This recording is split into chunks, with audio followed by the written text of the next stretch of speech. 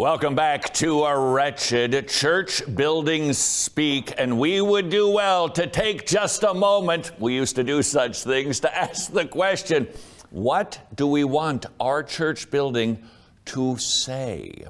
Recently visited Community Baptist Church. They built a structure for worship, and they actually took the time to consider, what do we want this thing to say? Why? Because theology should inform our architecture. Why? Because architecture speaks, just like everything else. We communicate to the world and to ourselves our theology, our worldview as manifested in physical things that are designed.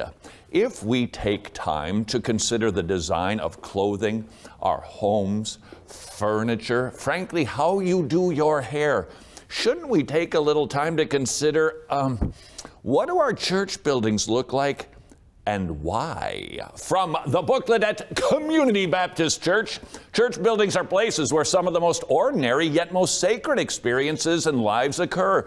Example, the local church building may be the scene of your conversion to Christ, or seeing our kids get saved, experiencing baptism, partaking of communion, as well as entering into marriage and witnessing marriages of family and friends.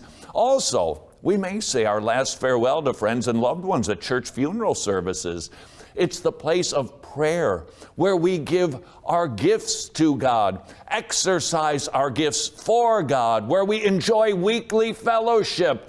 So when you stop and consider how many of our life experiences are tied to the local church building, it's amazing. And shouldn't a place of such meaningful experiences in our journey to the celestial city, pilgrim, be worthy of the meaning of these events?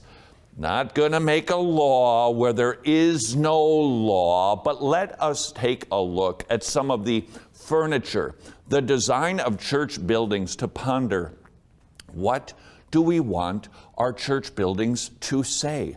Our theology should somehow be represented in the forms that we create.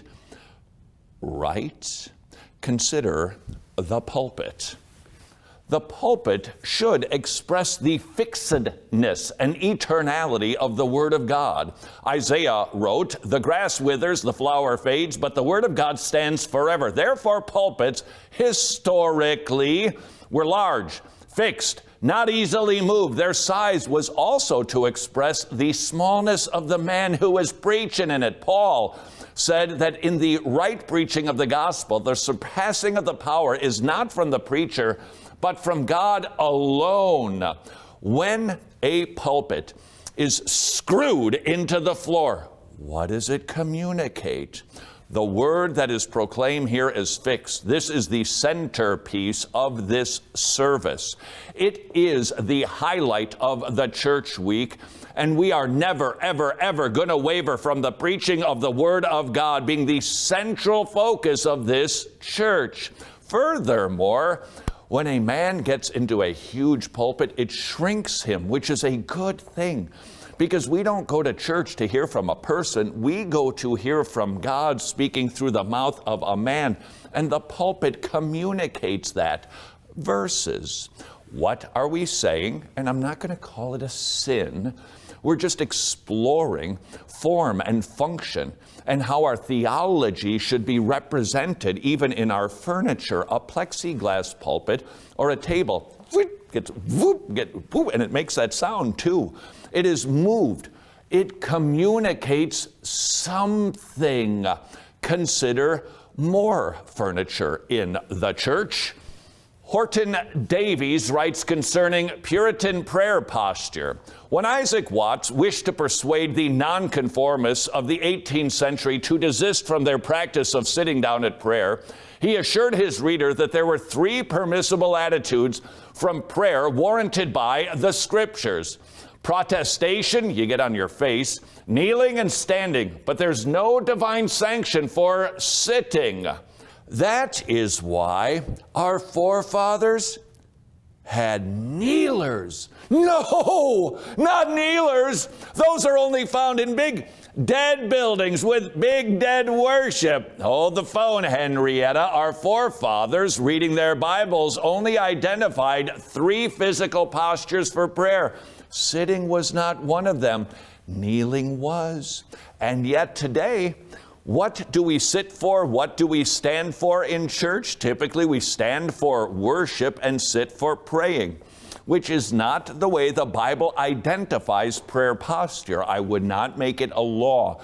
What I'm saying is the Bible used to inform our theology of architecture more than it does today. What do you connect a kneeler to? Typically to the piece of furniture in front of you, which historically used to be, brace yourself, pews. That's right. We didn't have individual chairs. We shared a chair together. That says something. Church isn't just for me, it's also for we. A pew gives that message that we are together in our worship, not individually worshiping God in our chairs. Furthermore, pews would be fixed. That said that this place where we are gathered, this is for the high function of worshiping God. Pews, while not mandated in the Bible, they communicated something. The church that I visited, furthermore, they had their baptismal font, not hiding behind a curtain, but it was up front. Furthermore, they actually had a communion table up front, near where the people were seated in the pews.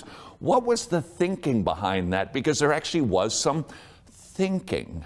God is near, and his means of grace, his ways of feeding us, by witnessing baptisms, by participating in the Lord's table, God is near to us, and by putting that furniture close to the people, it actually communicates that. Should we make a law where there is no law? No, we shouldn't, but we should all be challenged to consider, how is my form representing my function? How does my form speak about my theology? Because it does.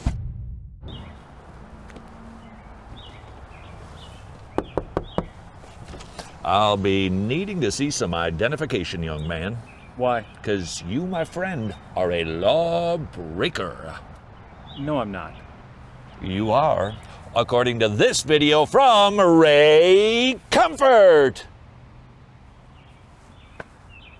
Production, I need the clips on time. 911, what's your emergency? We met about Yeah, he asked me to this. become a gospel partner, and he took my credit card.